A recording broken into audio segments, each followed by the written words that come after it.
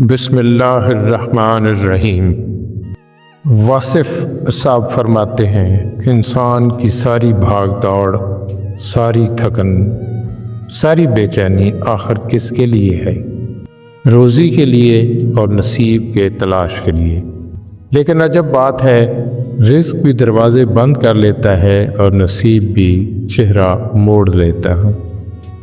انسان سوچتا ہے شاید محنت کم تھی یا دعا کم تھی، مگر حقیقت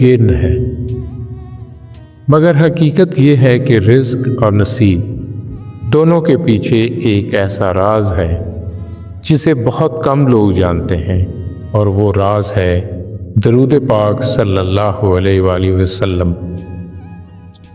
حضرت واصف علی واصف صاحب فرماتے ہیں، برکت محنت میں نہیں، نظر کرم میں ہے، اور نظر کرم درود سے ملتی ہے۔ جب دل بکھرا ہو تو اسے جوڑنے کے لیے صرف ایک نام کافی ہے، محمد صلی اللہ علیہ وآلہ وسلم کا نام۔ یعنی جو شخص درود پڑھتا ہے وہ اصل میں اللہ کے محبوب صلی اللہ علیہ وآلہ وسلم سے رشتہ جوڑ لیتا ہے، اور جب یہ رشتہ جڑ جائے تو تقدیر کی راہیں کھلتی ہیں، رزق کے دروازے کھلتے ہیں اور دل کے اندھیرے مٹ جاتے ہیں۔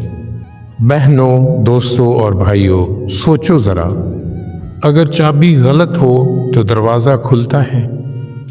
ہم ساری زندگی غلط چابیوں سے رزق کے دروازے کھولنے کی کوشش کرتے رہتے ہیں۔ حضرت واصف علی واصف صاحب فرماتے ہیں، جو درود پڑھتا ہے وہ صرف کلمات نہیں پڑھتا، وہ اپنی تقدیر کے تالے توڑتا ہے۔ ہزاروں درود ہیں لیکن کچھ درود خاص ہیں۔ درود ابراہیمی جو ہم نماز میں پڑھتے ہیں، یہ رزق کی کشادگی کا سبب ہے۔ درود تاج جو دل کی گہرائی سے پڑھا جائے تو نفس کے طوفان کو خاموش کر دیتا ہے اور نصیب کو جگا دیتا ہے۔ میں نے برسوں محنت کی مگر رزق میں چین نہ ملا۔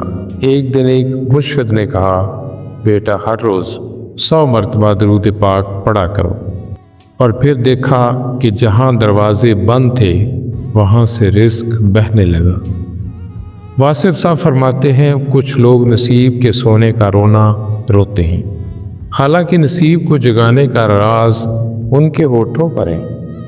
ہاں، درود وہ ذکر ہے جو قسمت کو جگا دیتا ہے۔ وہی لڑکا جس کے رشتے نہ ہو رہے تھے، جب درود کا معمول بنایا تو اللہ نے اس کے لیے راہیں کھول دی۔ وہی تاجر جس کا کاروبار ڈوبا ہوا تھا، جب درود کے ساتھ دکان کھولی تو گاہک ایسے آنے لگے جیسے بارش کے قطرے۔ درود کا اصل راز جانتے ہو؟ اصل راز کیا ہے؟ درود محض لفظ نہیں، یہ عشق ہے، یہ نسبت ہے، یہ اللہ کے محبوب صلی اللہ علیہ وآلہ وسلم کو یاد کرنے کی وہ کیفیت ہے جس پر فرشتے بھی ناز کرتے ہیں۔ رومی فرماتے ہیں، جب تو درود پڑھتا ہے تو سمجھ لے تیرا دل آسمان کی طرف پرواز کر رہا ہے۔ واصف صاحب فرماتے ہیں، درود دراصل وہ راستہ ہے جو بندے کو محبوب تک اور محبوب کے ذریعے خالق تک لے جاتا ہے، اور جب خالق راضی ہو جائے تو رزق بھی وسیع ہوتا ہے اور نصیب بھی جگمگا اٹھتا ہے۔ عملی سفر۔